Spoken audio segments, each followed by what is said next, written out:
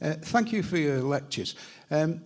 You've just touched upon political violence, and I did wonder whether you'd been speaking entirely about what used to be called the ordinary decent criminals, rather than the people who for most of our adult lives have been perpetrating violence for political, religious reasons.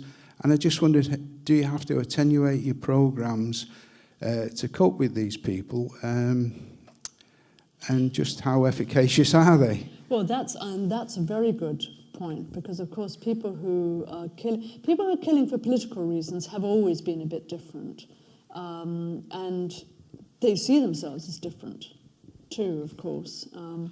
And there are people, I'm sure, here who know much more about this than I do. But for example, my colleagues in Northern Ireland would say that the guys who were paramilitaries had no truck with violence reduction programs and would never consider themselves in any way to be mentally unwell. Of course, it's a very interesting debate about at what point on the political spectrum do you call beliefs that motivate violence evidence of being mentally unwell.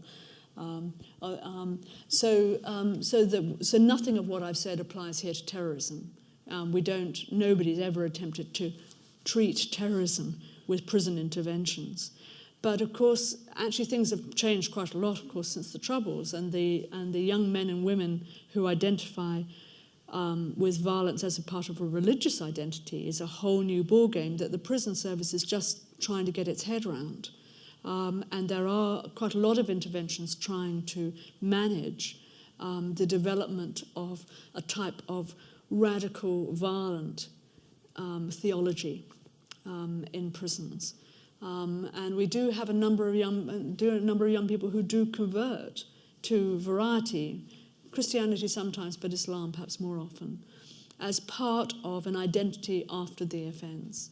And nothing of what I've said here, there are no interventions that I know that have been tested or evaluated. Everything that I've been talking about has been very much around sort of very ordinary crime or violence against people you know well. Political violence, I think, is a whole different ballgame.